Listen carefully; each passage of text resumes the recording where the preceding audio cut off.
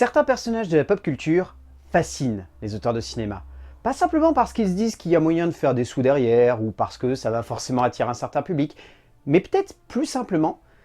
parce qu'ils se disent qu'il y a quelque chose à transcender derrière et donc que ça peut leur servir d'un point de vue artistique. On l'a déjà vu par le passé, mais clairement il y a des auteurs qui sont envoûtés par l'aura entourant un héros de la pop culture, que ce soit un héros issu d'un roman, issu d'un jeu vidéo, ou comme le sujet qui nous intéresse ici, un personnage issu de la culture de la bande dessinée et du comics. Clairement les comics, qui sont à la mode depuis maintenant un bon petit moment à Hollywood, offrent ainsi à des cinéastes avides de créativité et d'envie un univers et une forme, emportant ainsi avec eux une forme de fascination autour de ce qui pourrait être une possibilité de création fascinante et envoûtante, pour emporter les spectateurs dans des aventures renversantes de créativité, surtout de générosité et de passion. Et dans ce sens, de nombreux héros représentent cela aujourd'hui au cœur du cinéma, mais il y en a certains qui parviennent avec une certaine inventivité à vouloir absolument s'en emparer, quitte à possiblement aller un peu trop loin avec cela. Et le héros dont on va parler aujourd'hui,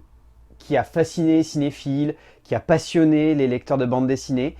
et qui a également subi de nombreuses transformations, et on a un peu vu de toutes les couleurs au sein du cinéma. Créé dans les années 60, précisément en 1963 par Stan Lee et Steve Ditko, le personnage de Peter Benjamin Parker, aka Spider-Man, est un héros qui a traversé avec aisance le temps et l'espace sans jamais perdre de sa superbe. Depuis sa première apparition dans Amazing Fantasy, jusqu'à des changements d'identité et de personnalité par le biais des multiverses et de Secret Wars, il n'a cessé de fasciner les lecteurs et de passionner les auteurs, cherchant à le pousser dans de nombreux retranchements et s'amusant de sa stature de jeune héros pour l'emmener le plus loin possible au cœur de ses aventures. Lorsque l'on voit aujourd'hui l'impact qu'il a eu sur le cinéma et surtout sur la pop culture, on ressent réellement que ce n'est pas uniquement par envie ou simple besoin qu'il a été mis en scène, mais presque avant tout parce qu'il représente le personnage de super-héros iconique et pour autant simple par excellence. Ces représentations au cinéma le prouvent magnifiquement, avec des regards aussi divers que variés, mais avec des interprétations toujours assez passionnantes. La vision du personnage par Sam Raimi est à cette image, un jeune premier qui va se retrouver malgré lui à devenir un super-héros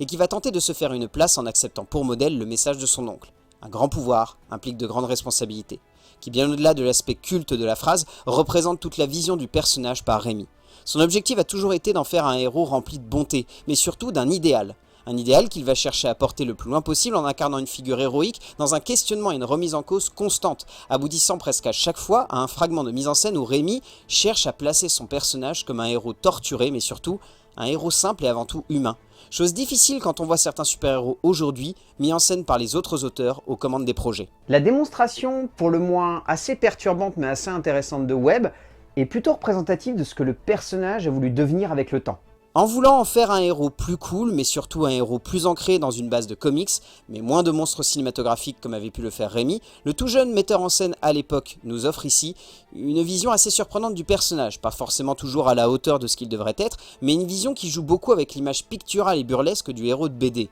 Webb en fait un héros charismatique et ludique, un personnage beaucoup plus divertissant qu'attachant, pour jouer avant tout une carte plus classique, ce qui pourra donner la sensation que passé le premier film, le concept est vite exploré, vite balayé et surtout vite usité, n'en faisant pas le protagoniste que l'on pourrait attendre, surtout suite à Raimi. Mais surtout, un personnage que l'on n'attendait pas ainsi. Le Spider-Man de Webb est plutôt juste dans sa base, mais ne semble jamais pleinement épouser l'idée de cinéma que l'on aurait pu accrocher à ce jeune héros torturé. Et quant à Watts, il surfera sur une vague qui a semblé pour beaucoup extrêmement classique, ou en tout cas dans la veine du MCU, mais que je trouve finalement très cinématographique dans les choix des nombreuses références qu'il choisit de convoquer. Si l'on peut reprocher à Webb d'en faire un héros divertissant et très proche des comics, on peut facilement dire de la vision de Watts qu'elle est beaucoup plus cinématographique finalement que picturale, dans le sens où l'auteur ne cherche pas simplement à convoquer des modèles qui lui sont chers, mais cherche réellement à mettre en scène ce jeune héros comme un adolescent qui va comprendre ses pouvoirs en même temps que son corps. On aura peut-être un peu de mal à pleinement comprendre cette vision du personnage, mais il y a tout de même derrière une certaine idée de ce héros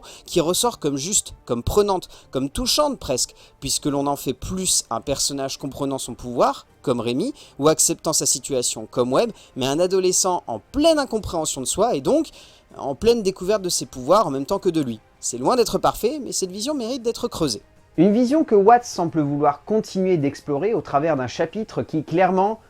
peut changer les choses. On va pas se voiler la face vu comment il est attendu. Watts est possiblement le cinéaste qui pourrait convoquer chacun de ses idéaux et mettre en un sens en relief la complexité du personnage au cœur même d'un cinéma qu'il a souvent poussé dans ses retranchements complexes et parfois même hasardeux et difficiles, mais qui peut possiblement permettre à ce troisième chapitre au cœur du MCU du héros araignée de gagner en puissance dramatique. Le concept est simple, soit mêler ce héros à son passé, et donc à son héritage. Mais il est également casse-gueule, puisque convoquant des figures iconiques pour toute une génération, donc possiblement un public qui a peur d'être trahi par rapport à la vision qu'il attend de ce héros. Watts a donc la lourde tâche de ne pas simplement faire une suite à son propre travail, mais de surtout réussir à saisir une essence offerte par deux cinéastes qui ont marqué le héros, et qui possiblement ici pourrait être trahi par sa propre vision. Un projet qui semble titanesque, qui sur le papier est super intéressant, mais qui peut également donner lieu à quelque chose d'assez bizarre, donc vivement que le film sorte, qu'on en parle,